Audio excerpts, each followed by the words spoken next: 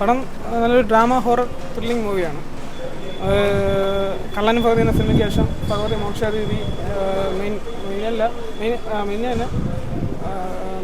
Main റോളായിട്ട് അഭിനയിക്കുന്ന ഒരു മൂവിയാണ്. ഇതിനു വേണ്ടിയിട്ട് ഈ സിനിമയിലെ എല്ലാ ആർട്ടിസ്റ്റിലും നല്ല ഹാർഡ് വർക്ക് ചെയ്തിട്ടുണ്ട്, നല്ല ഡെഡിക്കേഷൻ ചെയ്തിട്ടുണ്ട്. മെയിനായിട്ട് എടുത്തു പറയേണ്ട മോക്ഷാദേവി പെർഫോമൻസും എല്ലാം എന്ന് വെച്ചാൽ കള്ളൻ ഭഗവതി എന്ന സിനിമയ്ക്ക് ശേഷം നമ്മൾ ഒരു ഡിവൈൻ ഫാൻറ്റസിയിലോട്ട് കൊണ്ടുപോകുന്നൊരു ഫീൽ ഗുഡ് മൂവിയാണ്. പേടിക്കാനൊക്കെ എന്ന് വെച്ചാൽ നമുക്ക് ചില സമയത്തൊക്കെ പേടിക്കാനൊക്കെ ഉണ്ട്. ഒരു സീൻസ്. പിന്നെ മെയിനായിട്ടെന്ന് വെച്ചാൽ ഈ ചിത്തിനിക്കെന്താണ് സംഭവിച്ചത് അങ്ങനെയൊക്കെയാണ് കഥ പോകുന്നത്. അത്ര ത്രില്ലിംഗ് മൂവിയാണ്. പിന്നെ ഇതിൽ എന്ന് പറയാനുള്ളതെന്ന് വെച്ചാൽ ദൈവികമായിട്ടുള്ള ഒരു ഇതും കൂടെ ചേർത്താണ് ഈശ്വർ വിജയൻ സാർ എടുത്തേക്കുന്നത്. അപ്പോൾ സോങ്സും കാര്യങ്ങളൊക്കെ ടിക്കറ്റ് സ്പെൻസാണ് എല്ലാം BGM ഇപ്പം ബാക്ക്ഗ്രൗണ്ട് ആയാലും മ്യൂസിക് ആയാലും ഈ ഡിവൈൻ മ്യൂസിക് എന്ന് വെച്ചാൽ ദൈവികമായിട്ടുള്ള ഡിവോഷണൽ മ്യൂസിക് ആയാലും എല്ലാം തിയേറ്റർ സ്പെൻസാണ്. നല്ല മൂവിയാണ്. എല്ലാവരും പോയി കാണുക, സപ്പോർട്ട് ചെയ്യുക. അഭിനയമൊക്കെ അടിപൊളിയാണ്. അഭിനയമൊക്കെ എല്ലാവരും പിന്നെ മോക്ഷാദേവിയുടെ അഭിനയം പറയാതിരിക്കാൻ വയ്യ. പുള്ളിക്കാരിന് വേണ്ടി ഒരു ഫൈറ്റ് സീനൊക്കെ ഉണ്ട് പുള്ളിക്കാരിയുടെ. ഒരു ഫൈറ്റ് സീനും ഒരു ഡാൻസും എല്ലാം തിയേറ്റർ എക്സ്പീരിയൻസാണ്. എല്ലാവരും തിയേറ്റർ തന്നെ പോയി കാണുക. മോക്ഷാദേവിയുടെ ഫാനാണ്. ഞാൻ പുള്ളിക്കാരിയെ ദൈവത്തെ പോലെയാണ് കാണുന്നത്. ദൈവത്തെ പോലെയാണ് ആരാധിക്കുന്നത്. ദേവിയായിട്ടാണ് ഞാൻ കാണുന്നത്. പുള്ളിക്കാരി ആദ്യമായിട്ട് കള്ളൻ ഭഗവതി എന്ന സിനിമയിൽ വന്ന സമയത്ത് തൊട്ട് പുള്ളിക്കാരി എനിക്കറിയാം. അങ്ങനെ പുള്ളിക്കാരി രണ്ട് മൂന്ന് തവണ കണ്ടിട്ടുണ്ട്. പിന്നെ കണ്ടിട്ടുണ്ട്, മീറ്റ് ചെയ്തിട്ടുണ്ട്, ഫോട്ടോ എടുത്തിട്ടുണ്ട്. പുള്ളിക്കാരി ഫ്രണ്ട്ലിയാണ്, പാവമാണ്. അപ്പോൾ എല്ലാവരും പുള്ളിക്കാരിയെ സപ്പോർട്ട് ചെയ്യുക. എല്ലാവരും സപ്പോർട്ടും വേണം.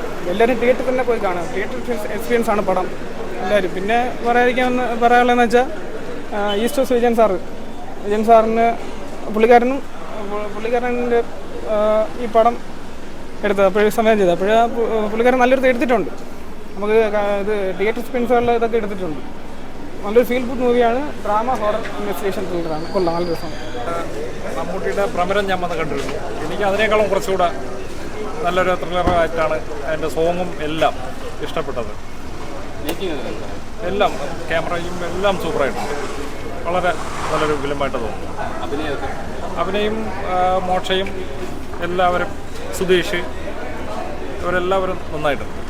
കുറേ നല്ല ഇതാണ്. ഫോട്ടോഗ്രാഫിയും എല്ലാം, കൊറിയോഗ്രാഫിയും എല്ലാം വളരെ നല്ലതാണ്. പേടിക്കാനൊന്നുമില്ല. 90 കാലഘട്ടത്തിൽ ഇറങ്ങേണ്ട സിനിമയാണ്. എനിക്ക് പുള്ളിയുടെ പടത്തിനെ ഒരു ആൽബം എന്നൊക്കെ പറയാം. അതൊരു പാട്ട് മാത്രമേ ഉള്ളൂ.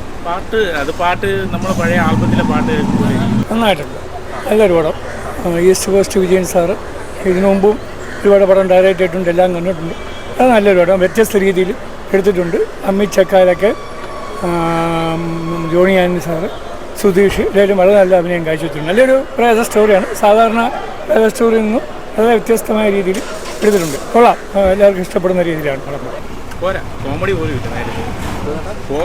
ഇല്ല. ഒരു കോമഡിയോ ഹൊററോ അങ്ങനെ പേടിക്കാനായിട്ടൊന്നും നല്ല. എല്ലാവരും നന്നായിട്ട് ആക്ട് ചെയ്തു. പേടിക്കാനൊക്കെ ഉണ്ടോ? നന്നായിട്ട് കിട്ടുന്നുണ്ട്. നല്ല ഫിലിമാണ്. നല്ല ഇഷ്ടപ്പെട്ടു.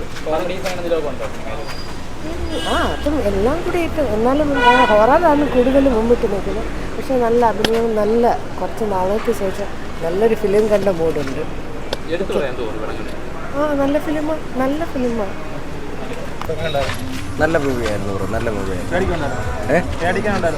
അത്യാവശ്യം കുഴപ്പമില്ല, നന്നായിട്ടുണ്ടായിരുന്നു. ചിത്തിനെ ഒരു ആവറേജ് പടമാണ്. വലിയ ടോപ്പും അല്ല, ലോവും അല്ല, ആവറേജ് കണ്ടിരിക്കുക. കാണുന്നവർക്ക് ഒരു നഷ്ടം വരില്ല. മീഡിയം. പേടിക്കത്തൊക്കെ അങ്ങനെ എനിക്ക് തോന്നിയില്ല. പിന്നെ ചെറിയ കുട്ടികളൊക്കെ ആകുമ്പോൾ ചിലപ്പോൾ സ്വാഭാവികം ചിലപ്പോൾ പറ്റിയെന്ന് വരാം. അത്യാവശ്യം പേടിക്കാറുണ്ട്. അത്യാവശ്യം സെൻറ്റിമെൻ്റലായിട്ടുള്ള കാര്യങ്ങളൊക്കെ ഉണ്ട്. നല്ല പടം, കൊള്ളാം, സൂപ്പർ പടം. എല്ലാവരും പോയി കാണണം കേട്ടോ.